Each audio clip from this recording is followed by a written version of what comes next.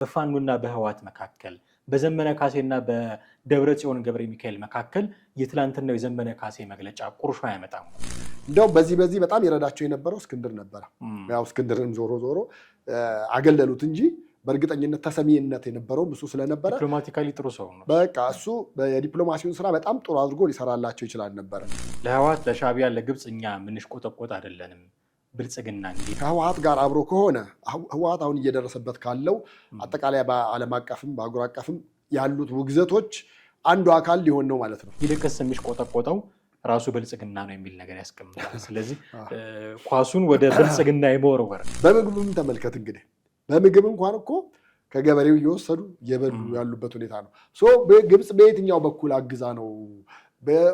በትግራይ በኩል እንደዚህ አልፋ እንትን ብላ ሄዳ ሰታ ነው ምን አድርጋ ነው ብለ እጅ ላይ ያለ ነገር የምታየው ነገር የለም። ከቲፒኤልኤፍ ጋር አብሮ ላለመወቀጥ ተብሎ የወጣ መግለጫ ከሆነ ኮንሲኩዌንስ ደግሞ አለው።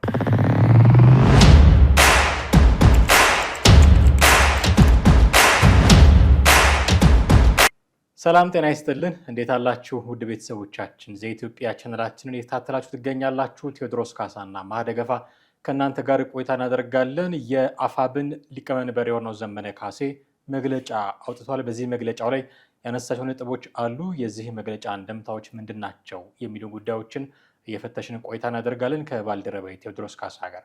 እስከ ፕሮግራማችን ፍጻሜ ድረስ አብራችሁን ትቆዩ ዘንድ የአክብሮት ግብዣችን ነው። ከኛ ጋር ሆኑ። እንዴት አለ ቴዲ? እንዴት ነህ? ሰላም ነው። ሰላም ነው። ዘመነ ካሴ ትላንት መግለጫ ሰጥቷል። እዚህ መግለጫው ላይ በርካታ ነገሮችን አንስቷል። የመግለጫውን አንድምታዎች መፈተሽ ይኖርብናል ብዬ አስባለሁ። በተለይም ብዙዎች ትኩረት ያደረጉት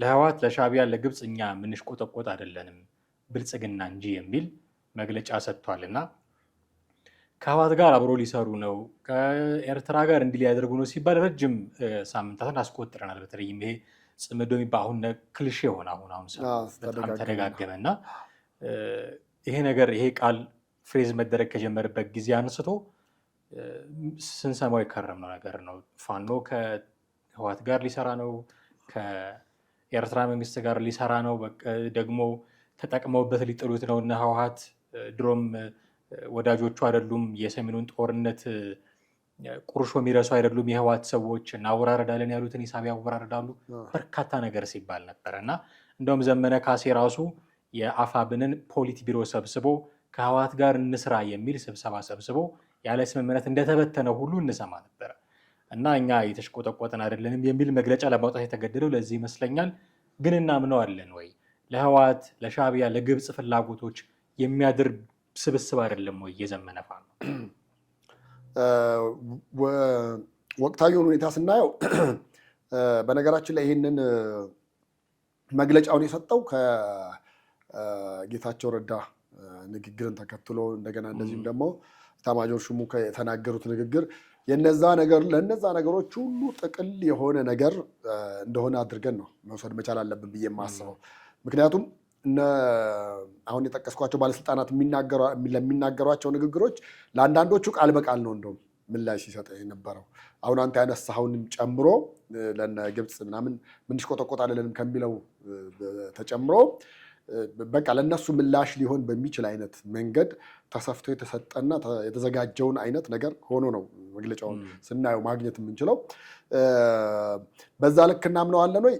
ቋሚ የሚባል እንግዲህ ዓላማ ወይ ደግሞ ቋሚ የሚባል ወዳጅ ይዘው ይቀጥላሉ ብዬ አላምንም። እኔ ፋኖ ጋር አይደለም ከውጭ ካላቸው ኃይሎች ቀርቶ ውስጥ ካሉት ኃይሎች ራሱ ከፋኖ ጋር ካለው ጋር እንኳን ዘላቂ ይሆናል የሚል ሀሳብ ግምት የለኝም። ምክንያቱም ያሉትን ነገሮች በሙሉ ስታያቸው ግራ የሚያጋቡ በጣም ብዙ ነገሮች አሉ።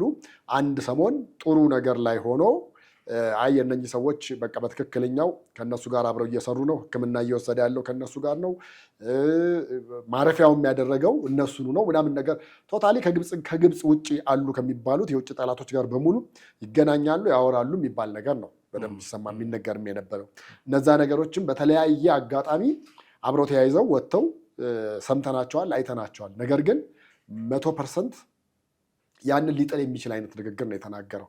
ንግግሩን ታምነዋለህ ወይ? እኔ ይታመናል ብዬ አላምንም በምንም ተአምር። በቃ ይቆማል ይሄ ሰውዬ የተወሰነ መንገድ ከተጓዘ በኋላ ያቆመዋል የሚል እምነት ነው እንጂ ያለኝ 100% አምነነው አዎ በእውነትም ብሏል።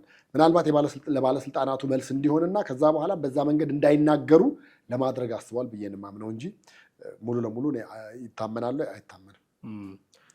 አሁን እንግዲህ አመንነውም አላመንነውም ይህ አይነቱ መግለጫ ምናልባት ከቲፒኤልኤፍም ከማንም ጋር እኛ እናሽቆጠቁጥም የሚለው መግለጫ አሁን አናምነውም ያልነው አንዳች ነገር ሊኖር ይችላል በመካከላቸው ከሚል መነሻ ነው። እንዲህ አይነት እርሾ አለ መቼም አብሮ ሊሰሩ ነው። ቅድም ያልኳቸው ነገሮች በሙሉ ይነሳሉ። ያ የምንለው ነገር ይሄ ጽምዶ የሚባለው ነገር ሪሊ ተፈጥሮ ከሆነ እንዲህ አይነቱ መግለጫ ችግር ይፈጥራል። ከቲፒኤልኤፍም ጋር ከሻዕቢያም ጋር ከማንም ጋር ችግር ይፈጥራል። ችግር እንደሚፈጥር እያወቀ አሁን ለምን መናገር አስፈለገው? ይህንን ደግሞ ማለት መቻል አለብን። ህወሓት የገባበት አጣብቂኝ ምናልባት ለዚህ ዳርጎት ይሆን አላውቅም። ምክንያቱም አሁን ህወሓት ከአሜሪካ መንግስት መግለጫ እየወጣበት ያለ ድርጅት ነው።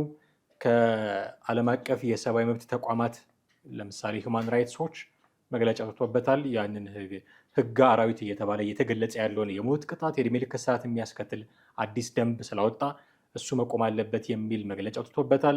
አሁን ትላንትና ደግሞ የአውሮፓ ህብረትም ተመሳሳይ መግለጫዎችን አውጥቷል። እንደውም ዛሬ ቲፒኤልኤፍ ራሱ ምላሽ ሰጥቷል ለዚሁ ጉዳይ እና እንዲህ አይነት መግለጫዎች ሲወጡበት ዓለም አቀፉ ማህበረሰብ ለቲፒኤልኤፍ ያለውን እይታ እያስተካከለ ፋይንቲውን እያደረገ እየመጣ ነው የሚል ድምዳሜ ብዙዎቻችን ጋር ይኖራል። ከዚህ በፊት የኢትዮጵያ መንግስትን ወደ ጎን አድርገው ከቲፒኤልኤፍ ጋር አብረው ይሰሩ የነበሩ ሰዎች የነበሩ ሀገራት የነበሩ ዓለም አቀፍ ተቋማት በጅምላ ነው አሁን አንቲ ቲፒኤልኤፍ ሆነው የቆሙት።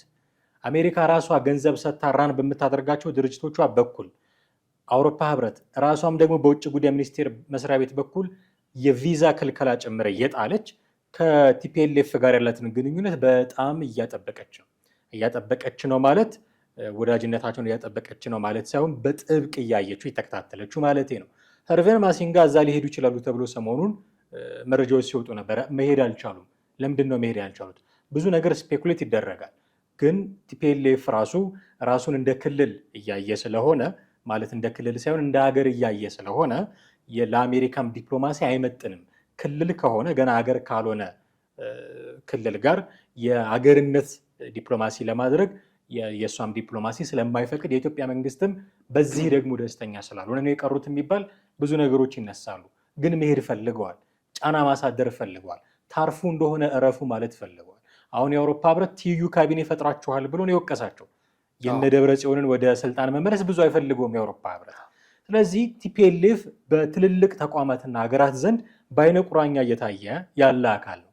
አሁን ዘመነ ካሴ ወጥቶ አይኛ ምንም አሜሪካ ምንም ብትለው ምንም ከቲፒኤልኤፍ ጋር መስራታችንን እንቀጥላለን ቢል ትልቅ የዲፕሎማሲ ኪሳራ ነው የሚያጋጥመው። ስለዚህ መስራቱን ይፈልገዋል። ምናልባት በውስጥም ሊሰራ ይችላል። ግን ደግሞ በአደባባይ ይመጣና እኔ ለህወሓት አልሽቆጠቆጥም፣ ለኢሳያስ ምንድነው ለሻዕቢያ መንግስት አልሽቆጠቆጥም፣ ለግብፅ አልሽቆጠቆጥም የሚል ፕሬሚሲስ ያስቀምጥና መደምደሚያውን ይልቅስ የሚሽቆጠቆጠው ራሱ ብልጽግና ነው የሚል ነገር ያስቀምጣል። ስለዚህ ኳሱን ወደ ብልጽግና የመወርወር ከቲፒኤልኤፍ ጋር አብሮ መመታት ያለበት መንግስት ነው እንጂ እኔ አይደለሁም የሚል ራሱን ከደሙ ንጹህ የማድረግ እንደ ጲላጦስ እጁን የመታጠብ ስራ ነው የሰራው ብዬ ነው ማስበው። ዘመነ አሁን ይሄ አንደኛው ስጋት እሱም ይሆናል የሚል እምነት አለኝ እኔ። ምክንያቱም ከህወሓት ጋር አብሮ ከሆነ ህወሓት አሁን እየደረሰበት ካለው አጠቃላይ በዓለም አቀፍም በአህጉር አቀፍም ያሉት ውግዘቶች አንዱ አካል ሊሆን ነው ማለት ነው። ስለዚህ ከነሱ ተለይቶ ከሌሎቹም በተለይ አሁን ከውጭ ኃይሎች ምናምን ከተባሉት ጋርም አገር ውስጥ ካሉት ጋርም በሙሉ እንደማይሰራና ራሱን ችሎ በነፃነት ወይ ደግሞ የራሱን የቻለ ታጋይ እንደሆነ አድርጎ ነው መናገር መቻል ያለበት። አለዛ ቀጣይ ውግዘት ደግሞ ሊመጣ የሚችለው የእሱ ነው ሊሆን ነው የሚችለው ማለት ነው። ስለዚህ ያን ነገር ጥንቃቄም ስለሚያስፈልገው አንደኛውም የመግለጫው ኢንቴንሽን ይሄ ነው የሚል ሀሳብና ግምት ነው የሚኖረው።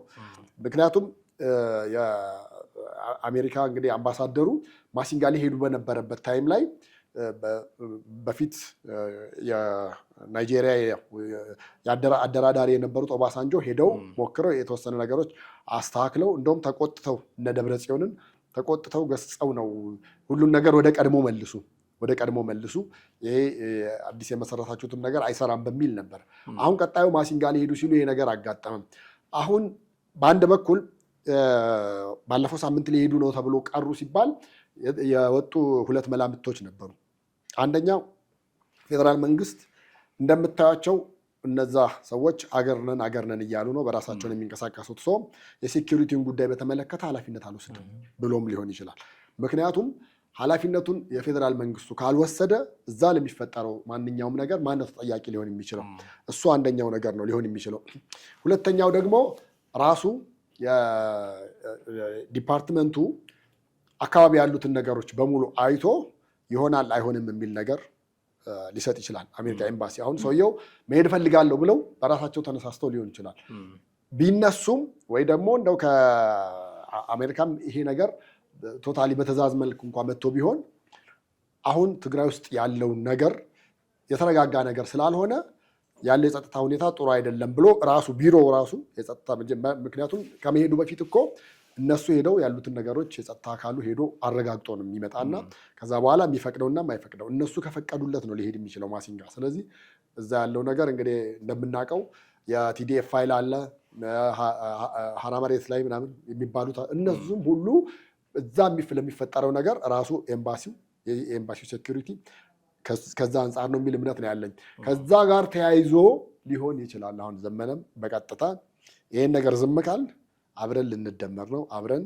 አንድ ላይ ሊሆን ነው የሚመጣውም ነገር ሰው ማድረግ መቻል ያለብን የራሳችን መግለጫ መስጠት መቻል አለብን ብሎ በዛ መንገድ ሄዶ መግለጫው ጋር የደረሰበት አንደኛው መንገድ እሱ ነው ብዬ ነው የማስበው እንጂ እውነት ለመናገር ይህን ያህል በዚህ ወቅት መግለጫ ለመስጠት ብቁ ሊያደርገው የሚችል የተለየ እንቅስቃሴ አላቸው ብዬ አላምንም። እንደውም ከ2-3 ሳምንት በፊት ነበረ በተለይ በዝናቡ ልንገረውና በማሪሸት አማካኝነት የተፈጠሩትን ችግሮችና አለመግባባቶች ምን ያህል መስመር እንደያዘ እንዳልያዘ ወጥቶ መናገር የነበረበት ያን ጊዜ ነበረ። ታስታውስ እንደሆነ እዛ እነሱ አንድ አካባቢ አለ አይደለ ዋሸራ ባለው አካባቢ እዛ እንደ እስር ቤትም ይጠቀሙበታል፣ እንደ ቤዛቸውም አድርገው ይጠቀሙበት የነበረ ነበረ። አሁን እሱን በመንግስት ኃይሎች ስር ነው ያለው። የእሱ ጊዜ እንኳን ከወጡ መግለጫ አልሰጠም። በጣም የሚጠበቅ የነበረውም እንደውም እሱ ነበረ። ከዛ ወጥታችሁ የት ልትገቡ ነው? ጮቄ ተራራ ልትገቡ ነው ወይ? ከዋሸራ ወጥታችሁ ዋሸራ አልነበረ ወይ ዋናው መደበቂያችሁም? የእነሱ ኃይሎችም ሲታሰሩ እዛ ነበር የሚታሰሩት። እዛ የእርስ በርስ ያለቃ ጸብ ሲኖር እንደገና ይሄ ከታች አሉ አስቸገሩ የተባሉ ፋኖችም ሲታሰሩ እዛ ዋሸራ ነበር። አሁን ግን ሙሉ ለሙሉ በመንግስት ቁጥጥር ስር ሆነው እነሱ ለቀው ወጥተዋል። በዛን ወቅት እንኳን ወጥቶ መግለጫ አልሰጠም ነው የምልህ። መስጠት ካለበት በዛን ጊዜ ነበር መስጠት ያለበት እና የአሁኑ ግን ያው ከኑግ የተገኘ ሰሊጥ አብረህ ተወቃጥ አይነት ነገር እንዳይሆን ፍራቻ ኖሮት መግለጫውን ያመጣ ነው ብዬ ነው የማምነው። አዎ ከዛ አንጻር መውሰድ እንችላለን። በአብዛኛው እንደዛ አይነት ድምዳሜ ላይ ለመድረስ እንችላለን ብዬ አስባለሁ። እንግዲህ አሁን ይሄ ከሆነ ከቲፒኤልኤፍ ጋር አብሮ ላለመወቀጥ ከኑግ ላይ የተገኘ ሰሊጥ አብረህ ተወቀጥ እንደሚባለው ከቲፒኤልኤፍ ጋር አብሮ ላለመወቀጥ ተብሎ የወጣ መግለጫ ከሆነ ኮንሲኩዌንስ ደግሞ አለው። አሁን የፈሩት ነገር ስሙን ነው። በአሜሪካ መንግስት መጠቆርን ነው የፈሩት። ደግሞ ትራክ ሪከርዳቸውም ጥሩ አይደለም። ደረጃ 3 አሸባሪ ተብሎ ነበረ ታስታውሳለህ። አንድ ልጅ ከአሜሪካ ወደ ኢትዮጵያ ሲመለስ የፋኖ የደረጃ 3 አሸባሪ የሆኑትን ፋኖች ወይ የዛ አባል ነው ወይ የዛ እንቅስቃሴ ደጋፊ ነው፣ ትግራይ ክልል ውስጥ ጄኖሳይድ የፈጸመ አካል አባሪ ነው በሚል ነው ወደ ኢትዮጵያ እንዲመለስ የተደረገው ታስታውሳለህ። እና ትራክ ሪከርዳቸውም ጥሩ አይደለም። እነ ዘመነ ካሴ እሱንም መፋቅ ይፈልጋሉ ከአሜሪካ መዝገብ ላይ። ደረጃ 3ም ተባልክ፣ ደረጃ 2ም ደረጃ 1ም ተባልክ፣ ስምህ በሆነ ምክንያት ብላክ ሊስት ውስጥ ካለ አሜሪካ እጅ ላይ የፈለገችውን ነገር ልታደርግ ትችላለህ። ነገ ከነገ ወዲያ ተነስታ ዘመነ ካሴ የሚባል ሰውዬና መሪው ሽቅብ እንዳይሸና ዞሮ ወደኛ ዞሮ እንደዚህ የሚሉ ጉዳዮች ልታነሳ ሁሉ ትችላለች። እና ይህንን መፋቅ ይፈልጋሉ ከአሜሪካ መዝገብ ላይ እና ጥሩ አጋጣሚ ነው አሁን አሜሪካ እየመታችው በዲፕሎማሲ እያቆሰለችው ያለውን ህወሓትን አይኔ ከሱ ጋር መሽቆጠቆጠው አይደለሁም፣ የራሴ ክብር ያለኝ ነኝ፣ የራሴ ፖለቲካ ዓላማ ያለኝ ሰው ነኝ፣ ስለዚህ በራሴ መንገድ ነው መጓዘው ብሎ የራስን አቅጣጫ መያዝ በአሜሪካ አንጻር ልክ ነው ሊሆን የሚችለው ለፋኖ። ነገር ግን የቱንም ያህል ቢዋጋ ፋኖ ከመንግስት ጋር ውጊያ ላይ እንዳለ እናውቃለን። የቱንም ያክል ቢዋጋ አሜሪካ ደርሳ የምታግዘው ቡድን ግን አይደለም። የምታግዘው ቢሆን እስካሁን ብዙ ታግዘው ነበረ።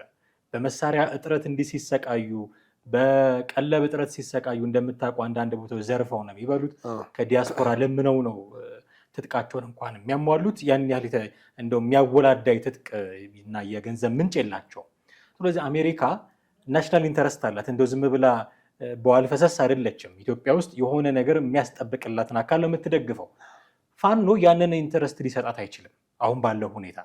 ስለዚህ ምንም ማድረግ ልትደግፈው አትችልም። ስለዚህ እሷ ልትደግፈው ስለማትችል እንደው በእሷ ፊት ሞገስ ላገኘ ብሎ ብቻ ደግሞ ዝም ብሎ አይቀመጥም። ቲፒኤልኤፍን እየሰደበ ከአሜሪካ ጎን ነኝ እያለ ደግሞ ሊቀመጥ አይችልም። ይፈልጋል፣ ትጥቅ ይፈልጋል፣ ተተኳሽ ይፈልጋል ምናምን። ያንን የሚያገኘው ደግሞ በዚህ በጽምዶ መስመር በኩል ነው። ቲፒኤልኤፍ ኤርትራ ብሎ ምንጩ ግብፅ ነው የሚሆኑ። ሌላ ኤርትራ እንኳን ፋኖ የምትረዳበት እራሷ የምትከላከልበትም ያን ያህል መሳሪያ የሌላት ሀገር ስለሆነች ማለት ነው። ያው ግብፅንም የምትረዳው አሜሪካ ነች፣ በእጅ አዙር ይገኛል። በእርግጥ ግን ይፈልገዋል። ይህንን መስመር ጽምዶ የሚባለውን መስመር ይፈልገዋል። ይህንን የሚፈልገውን መስመር አሜሪካንን አስደስታለሁ ብሎ ቲፒኤልኤፍን እኔ ከእናንተ ጋር አልሽቆጠቆጥም እያለ የሚያስቀይመው ከሆነ ቲፒኤልኤፍ እንዴት ነው ሃንድል የሚያደርገው ይህንን ጉዳይ? እኛ በችግራችን ጊዜ ከጎናችን ካልቆማችሁማ ምን ትሰሩልናላችሁ የሚል ጥያቄ መምጣቱ አይቀርም። አሁን ችግር ላይ ነን፣ አሜሪካ እንዲህ ያደረገችን ነው፣ እናንተ ከኛ ጋር ተባብራችሁ አንዳች ነገር ካላመጣን አፍተሮል ጽምዶ ማለታችን ምን ጥቅም አለው የሚል ቁርሾ አያመጣም ወይ? ሊፈጥሩት በፈለጉት ጽምዶ መካከል፣ ሊፈጥሩት በፈለጉት ወታደራዊ ትብብር መካከል፣ በፋኖና በህዋት መካከል፣ በዘመነ ካሴና በደብረ ጽዮን ገብረ ሚካኤል መካከል የትላንትናው የዘመነ ካሴ መግለጫ ቁርሾ አያመጣም ወይ? ቁርሾ ማምጣቱ ምንም ጥርጥር የለውም፣ ሊያመጣ ይችላል። ግን ምናልባትም ደግሞ ራሳቸውን በዚህ ጉዳይ ነፃ ማውጣት መቻል አለባቸው። አንደኛ ከአሜሪካ ማዕቀብ አንጻር ሊመጡ ከሚችሉትና ከስጋቱ አንጻር፣ ሁለተኛ ደግሞ ራሱን ችሎ የማይንቀሳቀስ ታጋይ ከሆነ ምንድነው ፋይዳው? ምንድነው? እንግዲህ እሱ እንደ አሁን ውጭ ያሉትም እኮ ይታዘባሉ አይደል? በተለይ ዶኔት የሚያደርጓቸው ምንድነው እናንተ ይህን ያህል ዘመን እንሰጣ ጌታቸው ረዳ እንዳለው ይሁን እንዴ 1000 ዓመት ብትታገሉ 4 ኪሎ አትገቡም አይነት ነገር እንዳለው እና አንድ እሱ። ሌላው ደግሞ ፋኖ ላይ በጣም ትልቁ ድክመቱና ችግሩ ዲፕሎማሲ ላይ ዜሮ ነው። ምንም አይነት ከውጭ ሀገራት ካሉ እዚህ ከኤምባሲዎች ከቆንስላ ጽሕፈት ቤቶች ከማንም ጋር ምንም አይነት የተለየ ግንኙነት አለው ብለህ እዚህ ቦታ እንኳን እንዲያ አድርጓል ብለህ ቦታ የምትሰጠው ነገር አይደለም። እንደውም በዚህ በጣም ይረዳቸው የነበረው እስክንድር ነበረ። ያው እስክንድርን ዞሮ አገለሉት እንጂ በእርግጠኝነት ተሰሚነት የነበረውም እሱ ስለነበረ ዲፕሎማቲካሊ ጥሩ ሰው ነው። በቃ እሱ የዲፕሎማሲውን ስራ በጣም ጥሩ አድርጎ ሊሰራላቸው ይችላል ነበረ። የነሱ እንደውም ዲፕሎማት መሆን የሚችል ነበረ። ግን ራሳቸውን በራሳቸው ማለት ነው የግራ እጅን በቀኝ እጅ እንደመቁረጥ ቁጠረው። አንድ ዋሻ ውስጥ ገብተህ ጥናት አጥና ብለው መድበውት ምንድን ነው የሚያጠናው እኮ ነው ሰውዬ። ምንድን ነው የሚያጠናው? አሁን እኮ በዓለም አቀፍ ሚዲያ ሽፋን ደረጃ እንኳን ስታየው የኦላን ያክል እንኳን አታገኝም። ከባድ ትከሻ የላቸውም። አሁን ቲፒኤልኤፍ የሆነ ነገር አደረገ ሲባል የዓለም ሀገራት ትልልቅ ተቋማት በሙሉ ትኩረት ያደርጋሉ። ፋኖ 23 እና 4 ዓመቱ ኮሽም ያለ ነገር የለም። እንደውም በእውነት ለመናገር ህዝባዊ ድጋፍ ማናለው ብለን አሁን ከሶስቱ ብናነጻጽር እንደው ከኦላ ከቲፒኤልኤፍ እና ፋኖ የበለጠ የሰው ድጋፍ አለው፣ ህዝባዊነት በተወሰነ መንገድ አለው። ምክንያቱም አብዛኛው ታጋይ አሁን ሁለቱም ብታይ በግድ ትግል ውስጥ ተይዞ ግባ ታገል ተብሎ የገባ አታገኝም። ፋኖ ውስጥ ራሱ የገባ ነው የምታየው። ይሄ አመራሮች ራሱ እየለቀቁ ይገቡ ነበር። በቅርቡ እንደውም 2000 አመራሮች ተመልሰው መጥተዋል ተብሎ ወደ ስራ ሲሰማሩ ነበረ። ስለዚህ አመራሩ ራሱ ቢሮውን ጥሎ ወጥቶ ፋኖን ጆይን ያደረግ ነበር። በቃ ይሄንን ስታይ ህዝባዊነት እንዳለው በተወሰነ መንገድ ትረዳለህ። ወይ ደግሞ ትግሉ አግባብ ነው በሚል እንቅስቃሴ እንደሚንቀሳቀሱ ታውቃለህ። ቲፒኤልኤፍ ጋር ብትሄድ ያንን ነገር አታገኝም። ኦላ ጋር ብትሄድ እንደዛ አታገኝም። የአፋር ነፃ አውጪ ጋር እንደዛ አታገኝም። እነዚህ ጋር ሁሉ የሌለውን ነገር አለው እሱ ጋር። ነገር ግን አሁንም እንዳልኩ ነው። በቃ የቀኙን እጅ በግራ እጅ መቁረጥና መልሰህ የራስህን ሰው የምታጣው አይነት ነገር እስክንድርን ያክል ሰዎች አጡ። አሁን የያዙት አቋምና እንቅስቃሴ ምናልባት አንዳንዴ ስልታዊ ማፈግፈግ የሚባል ነገር አለ አይደለ? በጦርነት የምንሰማው ነው። በተለያዩ በዘገባዎች ላይ ስልታዊ ማፈግፈግ ባያደርግ ኖረው ምንድነው ይሄ የሌባን አለቃ አደባልቀው ዕቃ እንደሚባለው አይነት ከነሱ የተገኘው አብሮ ፋኖም ተመቺ ነበር የሚሆነው እና ከዚህ ቢያንስ ማምለጥ ችሏል በዚህኛው ብዬ ነው የማምነው። አሁንም ቢሆን ስጋቴ አምልጧል። ከአሜሪካ ዱላ ሊያመልጥ የሚችልበትን የፈሪ በር አዘጋጅቷል። የጀግና በር ነው ሰር ትንሽ ነው የሚከብደው። ካደረክ ፊት ለፊት የምታደርገው ነገር ነው።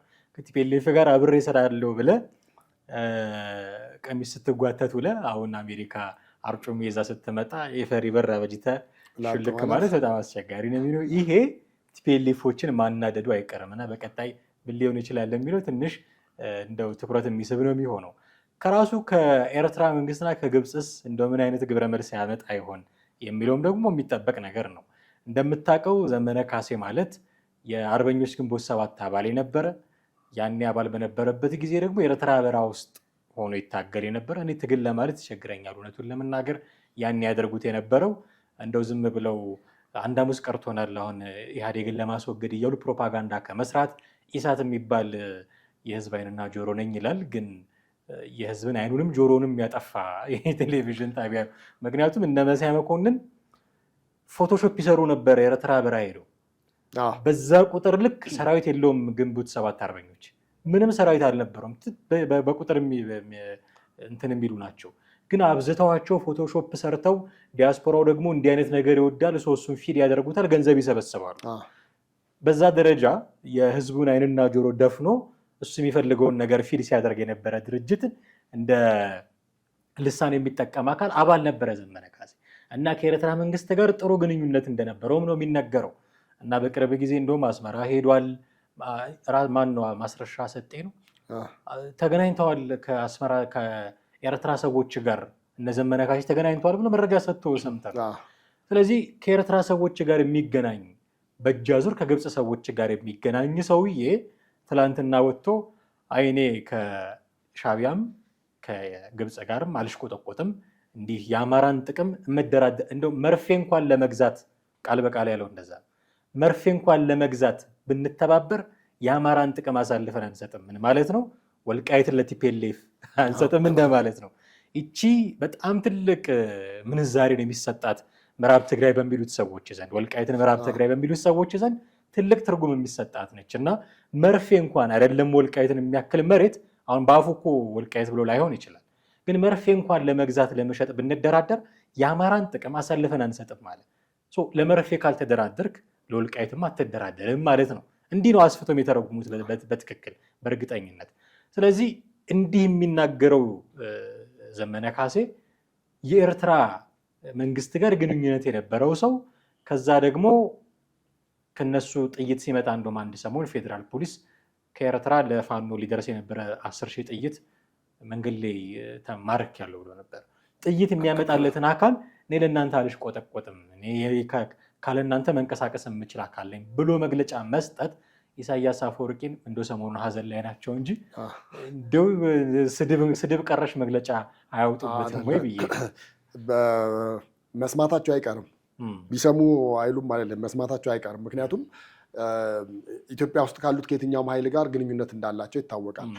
ማረፊያቸው፣ ማደሪያቸው፣ ነፃ ሜዳቸው እዛ ስለሆነ በሌላ በኩል ግን አሁን ፋኖ ከግብፅ ጋር ይገናኛል የሚል እምነት የለኝም። ምክንያቱም ኢንዳይሬክት ላይ ይገናኝ በቀጥታ ላይሆን ይችላል። እሺ እንደዛ ቢገናኝ አሁን ከሚይዛቸው መሳሪያዎች በተሻለ ስፔሻል የሆኑ መሳሪያዎች አይዝም። አልባሳት በደንብ ትጥቅም ስንቅም ሁሉ ነገር ሊሟላለት አይችልም። ለምን እንደዛ እንደሚሆን ግምት የልንገርህ። ደረጃውን የጠበቀ መሳሪያ ኢትዮጵያ ውስጥ ላሉ ወገኖች ግብፅ ማስታጠቅ ትፈልጋለች ብዬ አላምንም። ምክንያቱም አፍተሮል ያንን መሳሪያ ተጠቅመው ስልጣን ላይ ቢወጡ በማግስቱ የእሷ ጠላት ነው የሚሆኑት። ኢትዮጵያ ውስጥ የማያባራ ግጭት እንዲኖር ነው እንጂ አንዱ ወገን አሸንፎ ስልጣን እንዲይዝ አትፈልግም። ስለዚህ የደከመውን ወይ ደግሞ ማስወገድ የምትፈልገውን መሳሪያ ሁሉ ልትሰጥ ትችላለች እና አሜሪካ የዘመነ ቦምብ ሲያመርቱ በጣም ድሮ አውትዴትድ የሆነ ቦምባቸውን ጦርነት ፈጥረው የሆነ ሀገር ላይ ያፈነዱታል፣ ወይ ደግሞ ጦርነት ግጭት በአንድ ሀገር መካከል ፈጥረው እሱን እየለገሱ ምንድነው ናሽናል ኢንተረስታቸውን ያስጠብቁበታል ምናምን። የእነሱ ግልገል ነች ግብፅ፣ የትራምፕ ግልገል ነች። እነሱ የሚያደርጉትን ነው ማድረግ የምትፈልገው። ስለዚህ ደህና መሳሪያ አምጥታ አትሰጥም። ድሮን አላት እኮ ማስታጠቅ ትችላለች። ልብስ ድሮን አታስታጥቀህም ምናምን። ልብስ የወረዱ ነገሮች ለግሳ ኢትዮጵያ ውስጥ ያለው ግጭት እንዲቆም አትፈልግም። አሁን አንድ ሰሞን ማን ነው ይልቃል ጌትነት ይመስለኛል፣ ምናልባት ወደ ኋላ ካላነሳ ነው በስተቀር ይልቃል ጌትነት ከግብፅ ይልቃል ይሁን አንዳርጋቸው ጽጌ እርግጠኛ አይደለም፣ ከሁለት አንዱ ሚስሊድ እንዳላደርግ ኢንፎርሜሽን ነው አንዳርጋቸው ይመስለኛል። ከግብፅ መሳሪያ እንወስዳለን አለ። እንወስድና ነገ ከነገ ወዲያ እኮ የእናንተ እና የግብፅ ጠላትነት ይመጣል፣ ምክንያቱም አባይን ትፈልጋላችሁ፣ ቀይ ባህርን ትፈልጋላችሁ ምናምን። በእነሱ መሳሪያ ስልጣን ከያዝን በኋላ ዞር በሉ እንላቸዋለን። ይሄ ማይሆን ፖለቲካ ነው፣ ይመጥናል ብዬ አይደለም የማስቀምጠው፣ ግን አስተሳሰባቸው እንደዛ ነው። ስለዚህ ትሰጣቸዋለች መሳሪያ፣ ከዛ ነገ ከነገ ወዲያ ዞር በይ ብለው አፍንጫሽን ላሺ እንደሚሏት ታውቃለች። በራሷ መሳሪያ አፍንጫሽን ላሺ ከሚሏት የማያልቅ ትግል እንዲታገሉ ዛኒ ጋባ ቤት እንደሚባሉ ዛኒ ጋባ መሳሪያ እየሰጠች ታጋድላለች ብዬ ነው የማስበው። እኔ ደግሞ ከሱ በተቃራኒ ነው። ምክንያቱም እንደው ሌተስት የሆነው መሳሪያ ይቀር። በነገራችን ላይ አሁን ፋኖ አማራ ውስጥ አንድ መሳሪያ ብቻ አይደለም አንድ ሰው ያለው፣ ብዙ ጊዜ 2-3 ነው ያለው። በአንድ ወቅት ባለፈም አንስተናል፣ ነግሬ ያለውኝ በኢህአዴግ ጊዜ ሙሉ ለሙሉ ትጥቅ ማስፈታት ፈለገና 40 ሺህ ብር ትልቅ ብር ነበር ያን ጊዜ። ማለት ጥንድ በሬ ይገዛልሃል እና ጥንድ በሬ የሚገዛ 40 ሺህ ብር ሰጣችኋለሁ፣ መሳሪያችሁን አስረክቡ ተባለ። ጥንድ በሬ ችግር ያለበት ሰጠ። ግን በሚገርም ሁኔታ ለጥንድ በሬ የሚሆን ብሩን ተቀብሎ ገዝቶም እንደገና ደግሞ መደቡ ሲቆፈር ከስር ለካ ቀብሮ 3-4 ሌላ መሳሪያ ቀብረዋል። እና አማራ ክልል በደስታውም በሀዘኑም የሚተኮስበት ስለሆነ ግብፅ የምትሰጣቸው የማይረባ መሳሪያ ከመጠቀም ይልቅ የሚያውቁትን ቆመ ጠብቀኝን ወይ ደግሞ ምንሽሩን እሱ ይሻላል። ግን ግብፅ በዛ ልክ የምትረዳ ቢሆን በዛ ልክ የምታግዝ እንኳን ቢሆን የፋኖ ታጣቂ ነው የተባለ ልብስ ዩኒፎርም ልብስ አይተህ ታውቃለህ? የለም። ወይ ከመከላከያ የተወሰደ ነው ወይ በፊት ከነበረ የአማራ ክልል ምናምን ከነበረው ከዛ እንትን ያለ ወይ ደግሞ በትግራዩ ጦርነት የተወሰደ ልብስ ነው የሚሆነው። ሌላ የተሻለ ነገር እንኳን በልብስ አታይም። በምግብም ተመልከት እንግዲህ በምግብ እንኳን እኮ ከገበሬው እየወሰዱ እየበሉ ያሉበት ሁኔታ ነው። ግብፅ በየትኛው በኩል አግዛ ነው? በትግራይ በኩል እንደዚህ አልፋ እንትን ብላ ሄዳ ሰታ ነው ምን አድርጋ ነው ብለህ እጅ ላይ ያለ ነገር የምታየው ነገር የለም። ስለ ኑሮ ውድነት ሲወራ ህገወጥ ደላሎች በመሀል አሉ ይባላል። ብዙ ጊዜ ዜናዎች እንደዛ ነው የምንሰማው። ህገወጥ ደላሎች በፋኖ እና በግብፅ መካከል ይኖራሉ። በቀጥታ ከግብፅ ወደ ፋኖ የሚደርስ መሳሪያም ትጥቅም አይኖርም። በኤርትራ በኩል አድርጎ በህዋት በኩል አድርጎ ነው ፋኖ ጋር ሊደርስ የሚችለው። ቀጥታ የሚያገናኝ የድንበር ግንኙነት ስለሌለን ማለት ነው። ስለዚህ በዛ መንገድ ሲመጣ የሚቆራረጡ የሚቀናነሱ ነገሮች እንደ ህገወጥ ደላሎች ሊኖር ይችላል ብዬ አስባለሁ። ህወሓት ማን ይሙት ከራሱ ተርፎ አሁን ከዛ የተቀበለውን ለፖለቲካውም ለምኑም ይጠቅመዋል። ፋኖን መጠቀም ይፈልጋል። አሁን ቲፒኤልኤፍ እንደ ትንሽም ብትሆን ጥቅም አገኝበታለሁ ብሎ ስለሚያስብ ፋኖን መጠቀም ስለሚፈልግ ሊረዳዱ ይችላሉ። በዛ ደረጃ አከብራለሁ ሀሳብህን። አንድ የመጨረሻ ሀሳብ ግን ብናነሳ ደስ ይለኛል። ከቲፒኤልኤፍ ጋር ሊያጋጨው እንደሚችል አነሳን። ከኤርትራ መንግስት ጋር እንደዚሁ ከራሱ ከፋኖ ደጋፊዎችስ ጋር ያጋጨውም ወይ? ትላንት ነው የዘመነ ቃለ ምልልስ የሚል ደግሞ ማንሳት አለበት። አሁን ቅድም ስለ አንዳርጋቸው ጽጌ ሳነሳ ነበረ። እነ ይልቃል ጌትነት ሌሎችም ውጭ ሆነው የፋኖን ከቲፒኤልኤፍ ጋር መስራት የሚደግፉ ቲፒኤልኤፍን እንዲናገርባቸው የማይፈልጉ ምክንያቱም አሁን ላይ ቲፒኤልኤፍ የፈለገ ጥፋተኛ ቢሆን እሱን ይቅር ብለን አብረን መስራት አለብን ቃል በቃል ሲናገር ሰምቼዋለሁ ሀብታሙ እያሉ። አዎ ጥፋት አጥፍቷል፣ ግን ይቅር ብለን እሱን አብረን መስራት አለብን እንዲህ እያሉ ከሚናገሩ ሰዎች ጋር ዘመነ ካሴን አያጋጩም ወይ? ዘመነ ካሴ ይህንን መግለጫ መስጠቱ ውጭ ሆነው ልሳን ለሆኑት ውጭ ሆነው ገንዘብ ሰብስበው ለሚልኩለት አካላት መርዶ ሊሆን ይችላል ብዬ አስባለሁ። እና ከነሱስ ጋር አያጋጩም ወይ ብዬ እኔ ያጋጨዋል ብዬ አላምንም። ለምንድን ነው ከሌሎች ጋር ተቀላቅሎ መስራቱን ራሱ ላይደግፉት ይችላሉ። በቃ ፋኖ ራሱ ሊቻለ በሱ ተከፋፍሏል። የሚደግፉ አሉ ማይደግፉ አሉ። ማጆሪቲውን ግን ስታይ ዋይኖት ራሱ ህዝባዊ ነው ድጋፉ ማነው ህዝባዊ ነኝ ብለህ ካልክ የምንም የውጭ ኃይል እኮ እርዳታ ምንም ሳያስፈልግህ ሄደህ መግባት ትችላለህ። አሁን እኮ እንደውም ከግብፅም ጋር ሆነ ከግብፅም ጋር ሳይሆን ከትግራይም ከኤርትራም ከማንም ጋር ሳይሆን በራሱ አቅም በራሱ ኃይል እየመጣ ነው እንደው አባይ ማዶ ነበረ አሁን ተሻግሮ ባህር ዳር ሊቆጣጠር ነው ምናምን ሲባል እኮ ጭራሽ ሄዶ ጠፍቶ እዛ ጮቄ ተራራ ገባ። ያ ማለት እንግዲህ የድመትና የአይጥ ጫወታ ጉድጓድ ይኖራታል አይጥ ወጣ ትልና ተፎክርና ወይ ምግቧን ላጣ አድርጋ ሰርቃ ሮዛ ጉድጓድ ያን አይነት አካሄድ ነው እየሄደ ያለው። በሱ አሁን በጣም ብዙዎቹ እንደውም ውስጣቸው በጣም እየተቃጠለ እየተናደዱ አንዳንዶቹ ጸጥ ብለዋል። ምክንያቱም ብንናገር የበለጠ ደግሞ እናዳክማቸዋለን በሚል አንዳንዱ ደግሞ ፊት ለፊት ተናግሯል። እኛ በስንት ገናዎች ቆጠርን፣ ስንት አዲስ ዘመኖች ቆጠርን 4 ኪሎ ትገባላችሁ ብለን ሲባል እናንተ ጭራሽ ወደኋላ መመለስ ስልታዊ ማፈግፈግ ብለን ልንለው እንችላለን ወይ? ዞራችሁ በቃ እዛው ከገባችሁ ከዛ በኋላማ መውጫም የላችሁ እዛው ጮቄ ተራራ ነው የምትቀሩት፣ ትግላችሁ ከጮቄ ተራራ አያልፍም ተብሎ እየተነገረባቸው ነው ያለው። ከነዛ መካከል በጣም ብዙዎቹ ውጭ ያሉት ለምሳሌ ህዝባዊ ኃይል ከሚባሉት አንዷን የነበርኩ አለች ቤቲ ባለፈው ስትናገር። ህዝባዊ ኃይል ከሚባሉት አባላት አንዷን ነኝ አለች እና የእያንዳንዳቸውን ማን ከምን እንደመጣ ማን ከልዩ ኃይል እንደመጣ ማን ቀድሞ ትግል ውስጥ እንደነበረ እያንዳንዱን ልናቅ እንችላለን። ከእንደው ከውጭ ያለው ድጋፋቸው እንኳ ምናምን ነገር ቢቀር በራሳቸው ኃይል ይገባሉ ብለን ነው። ትግሉ ሲጀመርም በራሳቸው ኃይል እንዲገቡ ነው እንጂ ከሌሎች ጋር ጥምረት እንዲፈጥሩ አብረው ጽምዶ እንዲመጣ ምናምን ነገርም አይደለም፣ ሊሆንም አይችልም። ምክንያቱም 4 ኪሎ ስትገባ በኋላ ስልጣን ማካፈሉ ላይ የሚመጡትም ነገሮች ሊኖሩ ይችላሉ እና ህወሓትንም ደግሞ በምንም ተአምር አምነህ ልትገባበት የምትችለው አይደለም። ትግራይም የራሱን ኤርትራም የራሱን ለማስጠበቅ ከራሱ ቻንስ ጋር ብቻ ነው ሊሄድ የሚችለው። ሌሎች የውጭ ኃይሎች የተባሉት በሙሉ ከራሳቸው አድቫንቴጅ አንጻር ነው። እኔ አሁን የራሱ ኃይሎች በዛ ልክ ይቀየሙታል፣ እንደውም ጀግና ብለው የሚያጨበጭቡለት ይኖራሉ ብዬ ነው የማምነው። የሆነ ሆኖ አንድምታዎቹ ብዙ ናቸው። የትላንትናው የዘመነ ካሴ መግለጫ የሚሰጡ አዳዲስ ግብረ መልሶች ካሉ እንዲሁ ደግሞ ብቅ ብለን ተመልካቾቻችን ጋር ምናደርስ ነው የሚሆነው። እጅግ አድርጌ አመሰግናለሁ ቴዲ። ውድ ቤተሰቦቻችን እናንተም ከኛ ጋር ነበራችሁ ቆይታ እጅግ አድርገን ነው የምናመሰግናችሁ። የዛሬው ፕሮግራማችንን እዚህ ላይ እናበቃለን። ሀሳብ፣ አስተያየት፣ ጥያቄዎች ይኖሯችኋል፣ በተለመደው መንገድ አድርሱን። ቴዎድሮስ ካሳና አማሃ ደገፋ ነበርን። ጤና ይስጥልን።